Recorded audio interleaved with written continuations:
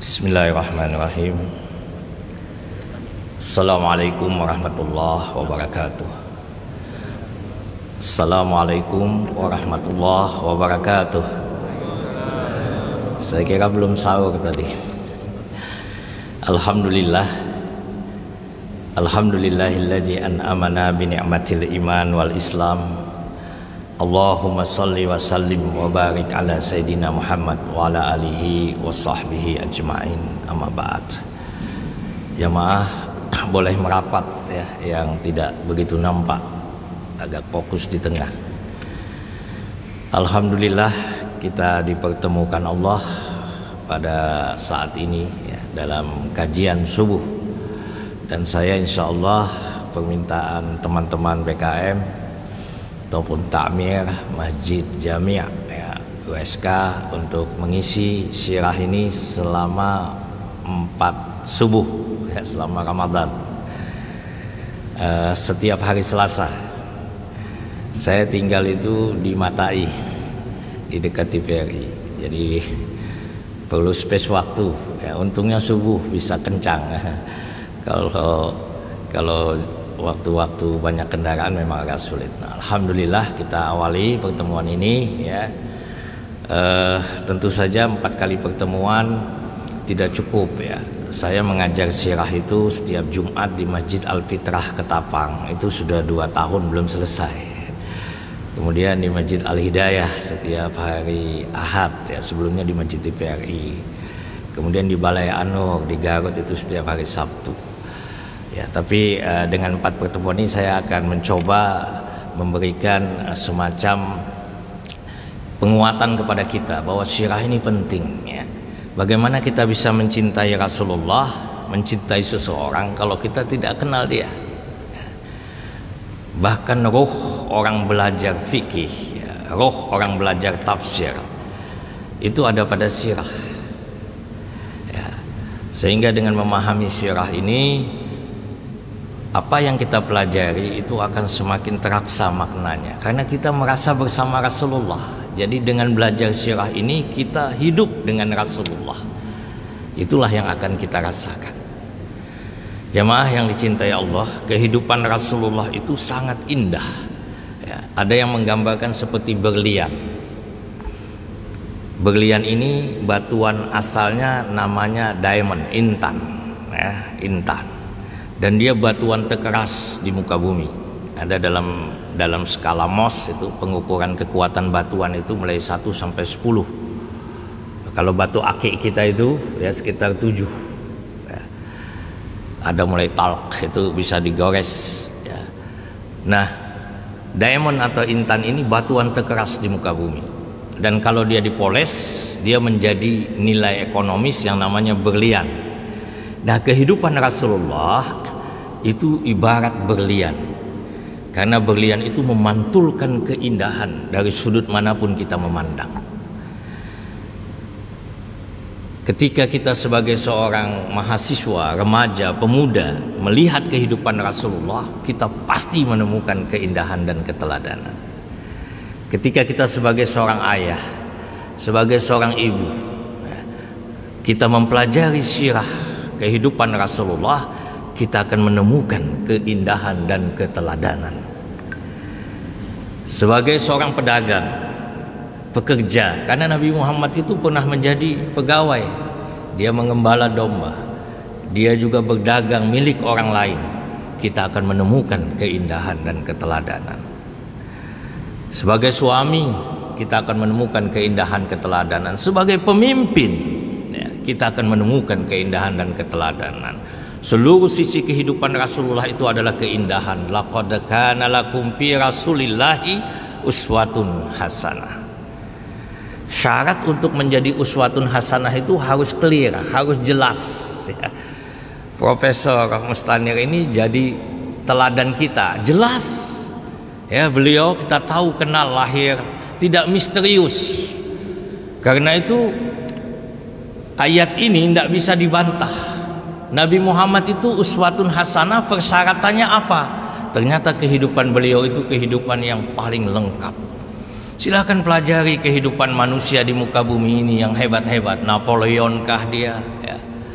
Tokoh-tokoh besar di Indonesia ini ada Soekarno. Tidak ada manusia yang dicatat sisi kehidupannya selengkap, sedetail, ya, secermat Nabi Muhammad SAW. Kalau sekarang ada CCTV, ya kan, bisa dipasang di rumah, ketahuan. Ketika saya wafat, kalau CCTV banyak, itu tahu rekaman hidup saya. Nah, Nabi Muhammad itu siapa yang merekamnya? Para sahabat. Begitu beliau bangun tidur keluar, itu sudah direkam oleh para sahabat. Bahkan ada sahabat namanya Abu Hurairah, dia memang menghususkan untuk selalu mengikuti kemana Nabi. Dia mencatat semua apa yang dilakukan Nabi. Bagaimana dengan rumah tangga Nabi ketika Nabi masuk kamarnya? Ternyata istri Nabi, ya, itu juga mencatat dan merekamnya. Dan yang paling istimewa Aisyah, yang oleh orientalis dikatakan Muhammad itu kok nikah dengan anak-anak, ya. Ternyata orang hari ini terkejut. Pernikahan Nabi dengan Aisyah membuktikan bahwa rekaman sejarah kehidupan Nabi, terutama yang bersifat pribadi, yang kita tidak tahu, itu direkam oleh Aisyah. Dan ketika Aisyah wafat, usianya masih belasan, 19-20 tahun. Dia sangat cerdas. Apa buktinya? Sahabat banyak bertanya dan berguru kepadanya.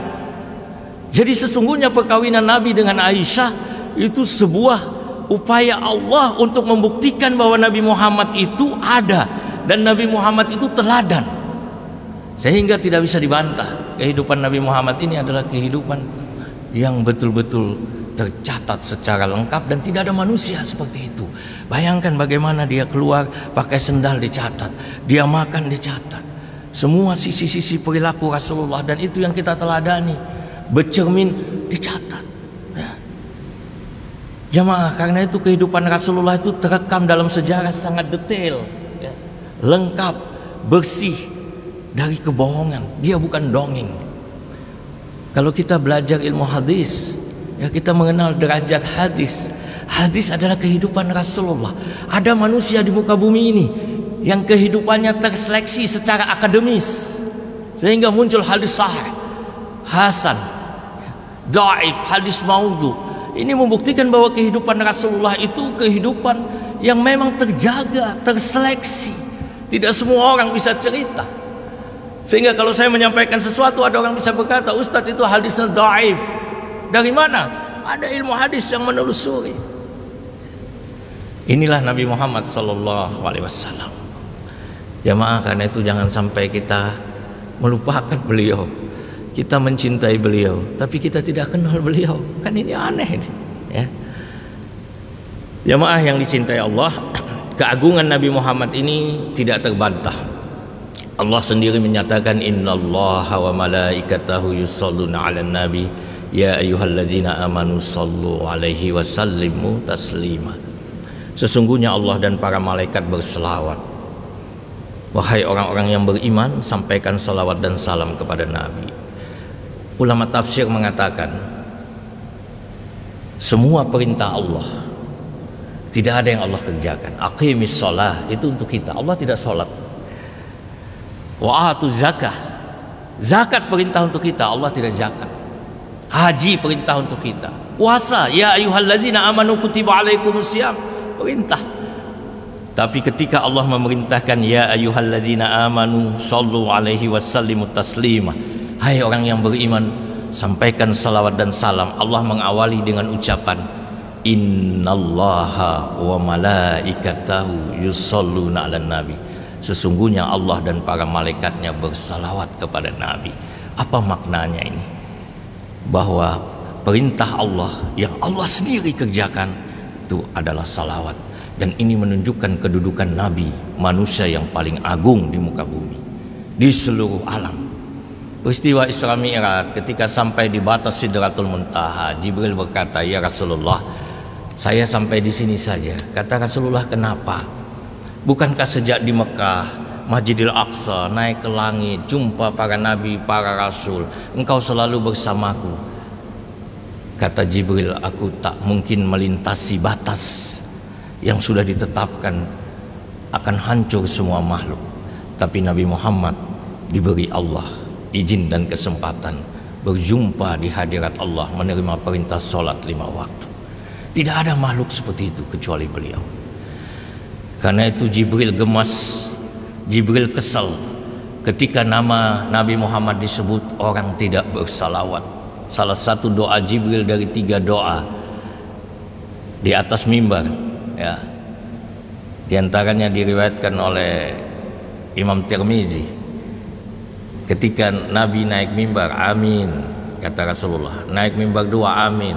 Naik mimbar 3, amin. Lalu Nabi memberikan khutbahnya. Selesai itu sahabat bertanya, kata Nabi tadi, ketika aku naik mimbar pertama, Jibril berkata, celaka orang yang ketemu Ramadan dosanya tidak diampuni. Mengapa Jibril begitu gusar, begitu kecewa orang ketemu Ramadan dosanya tidak diampuni? Karena Ramadan ini adalah bulan penghapus dosa kita. Bahkan kalau bicara lorong waktu, apa yang disebut dengan lorong waktu? Dalam hayalan manusia, manusia punya alat, namanya adalah alat untuk masuk dalam dimensi waktu masa lalu. Sehingga ada film, orang bisa hidup ketemu dengan orang-orang di masa lama, tapi dia adalah manusia abad 20. Ada film yang menghayal dia bisa hidup di abad, di tahun 3000-an sekian. Ramadan walaupun tidak membawa kita secara fisik pada lorong waktu masa lalu dan lorong waktu masa depan, tapi Ramadan menjanjikan, man shoma ramadhana imanan wa ihtisaban ghufira lahu ma taqaddama min dzambi. Barang siapa yang berpuasa Ramadan dengan iman dan ihtisaban, diampuni dosanya yang telah lalu. Posisi saya sekarang di tengah. Saya pernah hidup di masa lalu, tapi melalui Ramadan Allah memberi kesempatan menghapus dosa-dosa yang lalu. Bisa masuk lorong waktu masa lalu. Dan saya bisa masuk lorong waktu masa depan. Saya meninggal di batas ini, tapi dengan amal ibadah yang kita lakukan di dalam bulan Ramadan, yang dikatakan oleh Allah bulan Ramadan ini adalah bulan yang untukku, aku yang menilainya. Artinya aplikasi sistem penilaian Ramadan ini tidak sama dengan aplikasi atau sistem penilaian di bulan lain. Subuh sama 2 rakaat dengan Sya'ban, subuh sama 2 rakaat dengan bulan Rajab, tapi nilainya beda. Karena Allah sudah rubah. Maka Jibril gusar, kok begini dikasih Allah dia tidak diampuni? Celaka, kata Jibril. Amin, kata Rasulullah. Celaka orang yang, kata Jibril, dia punya kedua orang tua dan bisa mengantarnya ke dalam surga, ya, tapi dia tidak menyebabkan masuk surga, dia durhaka. Jibril gusar, ada kesempatan masuk surga, orang tua yang merawatnya tidak dia rawat, dia menjadi durhaka. Yang ketiga, disebut namamu Muhammad, dia tidak bersalawat.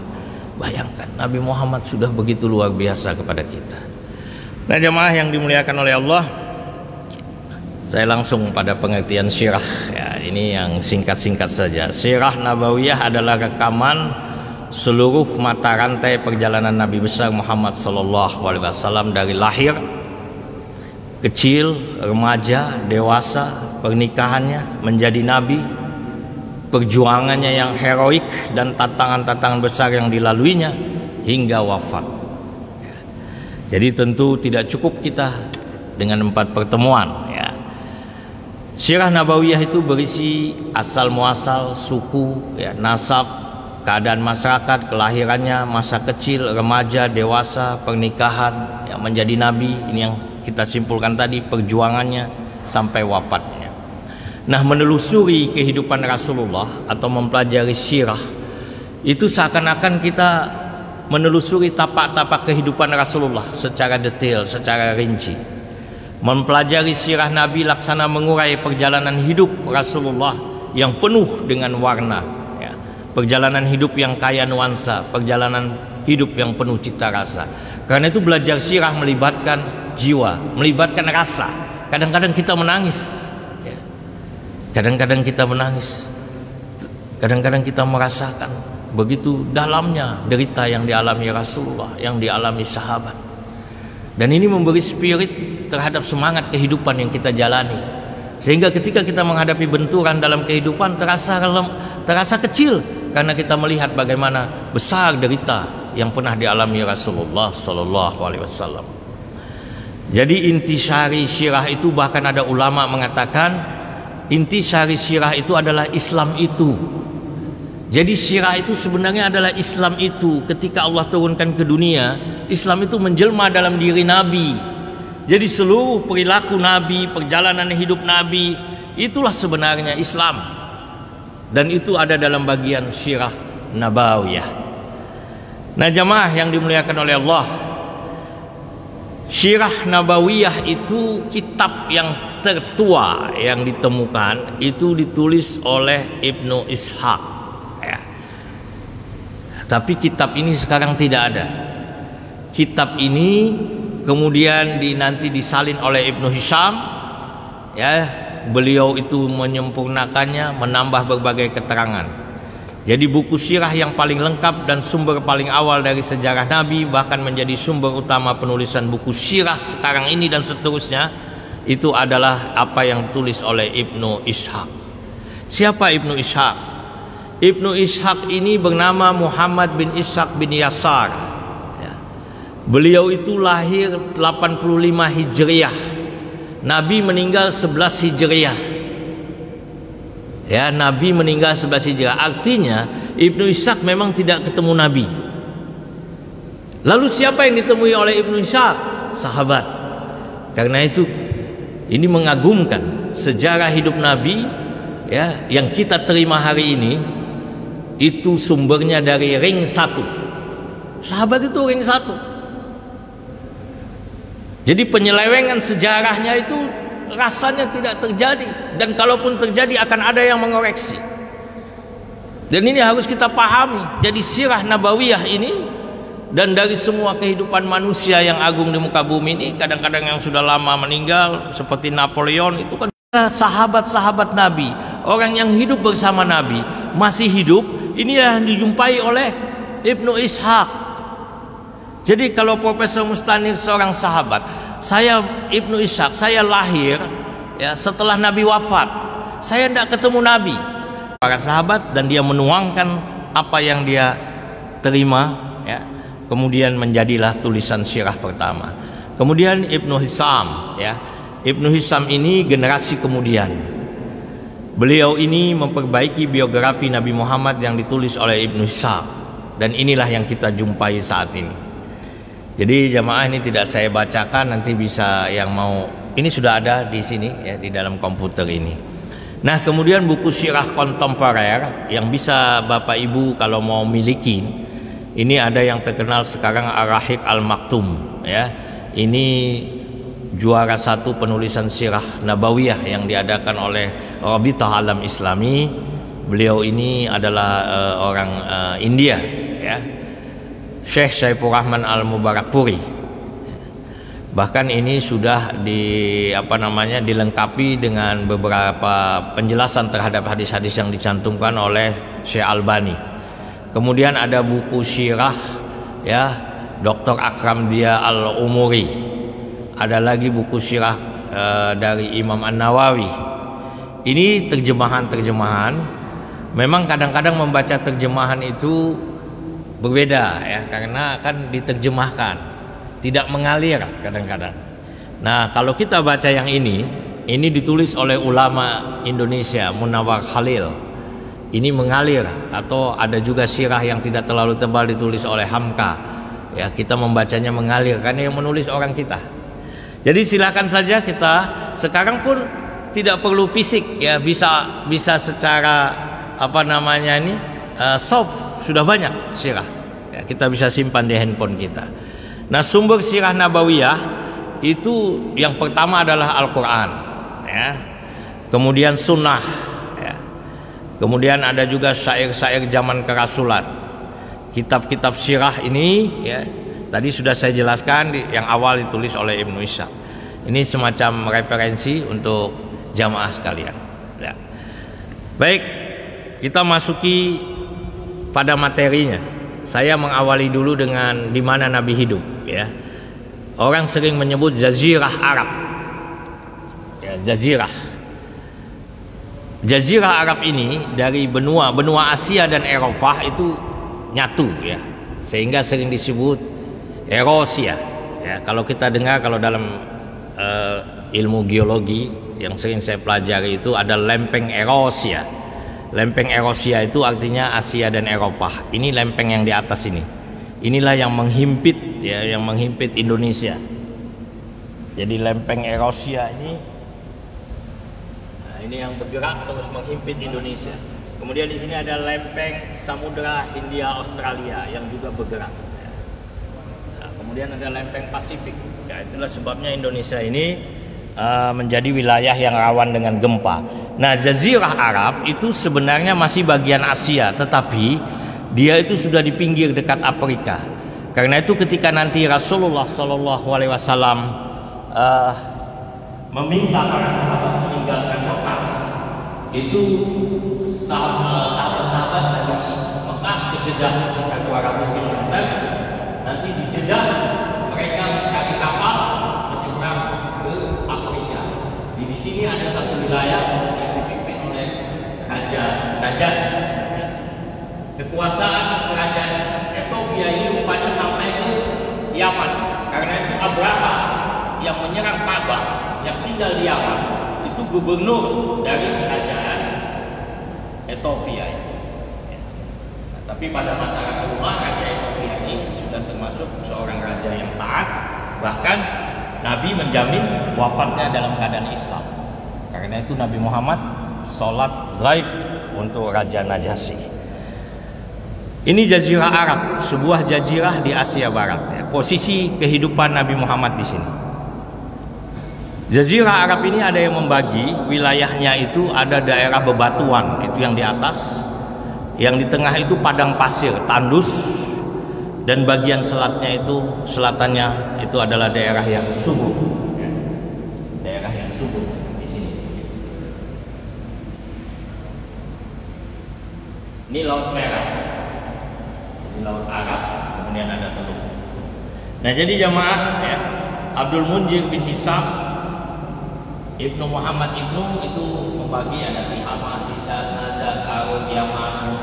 Ini ada sumbernya. Ini semacam pengetahuan.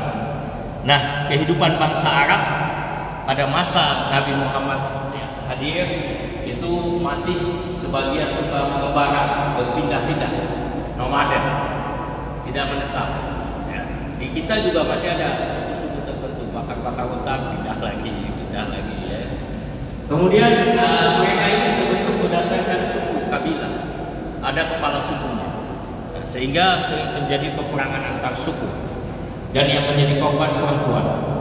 Karena itu begitu mereka punya anak perempuan, mereka menjadi marah, lesu, dan bahkan mengubur mati anak perempuannya.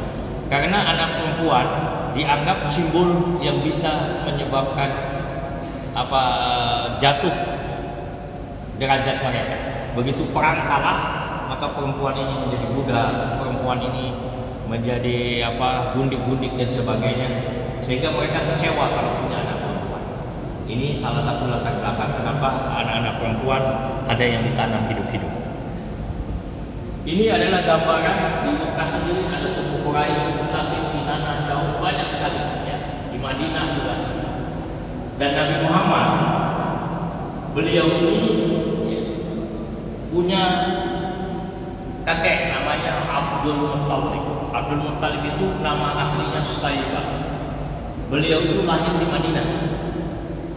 Karena ayahnya Abdul Muttalib, Hashim, itu adalah seorang pedagang yang internasional. Dia sering membuka jalur perdagangan, sehingga istrinya ada di Syam, istrinya ada di Madinah.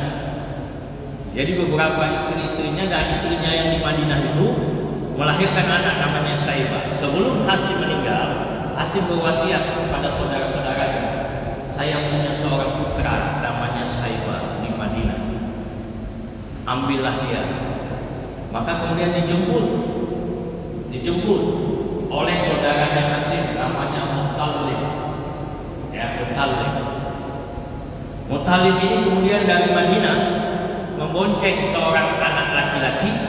Orang-orang Mekah melihat, oh dia beli budak, Abdul Muttalib, budaknya si Muttalib. terkenal nama itu menjadi nama kakek Nabi Muhammad SAW. Karena itu ayah Nabi Muhammad pulang dari berdagang mampirnya ke Madinah, karena di situ ada familinya. Dan beliau meninggal Abdullah juga di Madinah.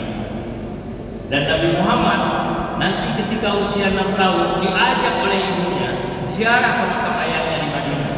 Pulang dari sana ibunya meninggal dalam perjalanan antara Madinah dan Mekah di sebuah kampung desa Amwan namanya. Jadi Nabi Muhammad punya hubungan psikologis dengan Madinah. Nah, karena itu nanti kita akan lihat kenapa di Madinah Islam begitu kuat berkembang, dan dukungan orang-orang Arab Mekah kepada orang-orang Arab Madinah kepada Nabi Muhammad sangat luar biasa. Jemaah yang dimuliakan oleh Allah, saya lanjut secara garis besar. Dua macam penduduk yang hidup di Arab itu, ada penduduk kota dan ada penduduk yang berpindah-pindah, namanya Badui. Banyak hadis Nabi yang menceritakan tentang Badui ini. Nah, pembagian bangsa Arab. Para ahli membagi bangsa Arab itu ada Arab Al-Baidah. Ini sudah musnah sejarahnya, tetapi peninggalannya ada. Inilah yang disebut dengan kaum Thamud, kaum Madian, kaum Ad, ya, yang diceritakan oleh Quran. Nah, ada Arab Al-Baqiyah. Arab Al-Baqiyah ini ada dua. Ada Arab Aribah, Arab Asli. Nasabnya berakhir pada Sabunun. Ini daerah Yaman, Hadramaut. Nabi Muhammad di mana? Nabi Muhammad masuk di sini. Arab Mustaribah, Arab pendatang. Karena dulu jazirah Arab itu lembah Bakah itu kosong. Nanti Nabi Ibrahim dari mana? Nabi Ibrahim orang Irak, Babilonia. Jadi Nabi Ibrahim itu dari Irak, Babilonia, dia hijrah ke Sam, dia hijrah ke Hebron, Palestina, dia hijrah ke Mesir. Nanti di Mesir diberilah seorang perempuan kepada Siti Sarah, namanya Hajar. Hajar ini banyak kitab sejarah menulis seorang budak, ya, tapi saya lupa apa di Al-Mubarakfuri, ya, atau di kitab lain. Siti Hajar ini adalah putri Raja Mesir dari salah satu selirnya yang dihadiahkan kepada Siti Sarah. Jadi nanti Siti Hajar memang kulitnya hitam karena dia orang Mesir. Siti Hajar ini nanti dinikahi lagi oleh Nabi Ibrahim, lahir Ismail, lalu ditaruh di lembah Bakah tadi. Jadi sebenarnya Nabi Muhammad ini keturunan siapa? Banyak. Dari Ibrahim Babilonia, Irak, mamanya Mesir. Nah, kemudian nanti Nabi Ismail kawin sama orang dari daerah Yaman, suku Jurhum namanya. Lalu dari situ keturunan Nabi Ismail sampai kepada Nabi Muhammad SAW. Jadi Nabi Muhammad di sini, ya, Arab Ismail. Nah, jemaah, saya minta sedikit waktu. Saya akan menyelesaikan tentang 3 kaum ini. Kaum yang dilaknat Allah. Pertemuan akan datang, kita langsung masuk pada kehidupan Nabi Muhammad. Ada 3 kaum dan ini peninggalannya masih ada, jejaknya masih ada, yaitu kaum Ad, kaum Samud, kaum Madian. Ini lokasi kaum Ad ada di daerah Yaman selatan. Kaum Samud ini di dekat Tabuk. Kemudian ada kaum Madian, itu di dekat Laut Mati, ya, di daerah Israel. Para nabi dan rasul itu 25 nabi dan rasul paling banyak di Syam. Kalau ada pertanyaan apakah ada nabi di tempat lain, itu bahasan lain. Yang jelas nabi itu jumlahnya 124.000 menurut hadis. Dari 124.000 ada 313 rasul. Dari 313 rasul, 25 namanya yang Allah tetapkan dalam Quran. Inilah yang 25 tadi. Artinya peluang nabi dan rasul di tempat lain juga ada, di Australia, di Amerika. Sehingga Al-Quran menyebut ada yang kami ceritakan, ada yang tidak kami ceritakan. Al-Quran juga mengatakan setiap umat ada rasul, ada pemberi peringatan. Nah, jemaah, kaum Ad. Kaum Ad ini adalah bangsa yang punya kemampuan teknologi pada masa itu. Bangunan tinggi, istana, benteng-benteng, kebun-kebun. Jadi mereka ini sudah memiliki ini bangunan tinggi, istana, ya, benteng, tanah yang subur. Ini ilustrasi kejayaan kaum Ad pada masa itu. Tetapi karena mereka ingkar, menentang kehadiran Nabi Hud, ya, ini terjemahannya, ya, penduduk Iram, ibu kota tempat tinggal kaum Ad yang mempunyai bangunan yang tinggi yang belum pernah dibangun suatu kota seperti itu di negeri lain. Artinya teknologi waktu itu belum pernah ada kecuali di tempat mereka. Kaum Ad menyombongkan diri di muka bumi tanpa alasan yang benar dan berkata, siapa yang lebih besar kekuatannya daripada kami? Dan apakah mereka itu tidak memperhatikan bahwa Allah yang menciptakan mereka lebih besar kekuatannya daripada mereka? Jadi karena kesombongannya, lalu Allah mengazab. Apa azab Allah? Pertama, kaum Ad dilanda kekeringan, tanahnya menjadi pecah-pecah, pohon-pohon mati. Tiba-tiba muncul awan tebal, lalu bergembira, hujan akan turun. Suatu hari pernah terjadi di Madinah, ya, mendung, angin, Nabi pucat. Lalu Aisyah bertanya, ya Rasulullah, kenapa? Kata Rasulullah, berdoalah, aku khawatir azab yang pernah diturunkan kepada kaum Ad akan bisa ditimpakan. Nah, jadi kita kalau ada lebat, hujan sebagainya, berdoa, Allahumma shaiban nafi'an misalnya. Kemudian Allah menimpakan badai selama 7 malam 8 hari. Ini disebut oleh Quran, ya. Jadi 7 malam 8 hari kami selamatkan Hud. Jadi Nabi Hud diselamatkan Allah, tetapi orang-orang kafir dimusnahkan sampai ke akar-akarnya. Ini di ayat disebutkan surah Al-Haqqah ayat 7, ya. Nah, musnahnya karena suara guntur menjadikan mereka seperti sampah banjir. Ini informasi Al-Quran. Angin yang menghancurkan setelah sebelumnya didahului penampakan awan yang dikira hujan, ya, ternyata bencana. Tersapu angin, terlibas angin dingin. Jadi ini ayat Quran banyak menyebut tentang kaum Ad. Ada yang bertanya, kenapa cerita kaum Ad tidak 1-2 lembar saja dalam Quran seperti kita menulis karya ilmiah? Al-Quran ini kitab hidayah. Allah sebar ini untuk mengingatkan kita. Jadi Al-Quran itu memang sistematika penulisannya itu adalah sistematikanya Allah. Disebarnya kisah ini supaya kita terus teringat, ini ada kaum yang dulu diazab oleh Allah.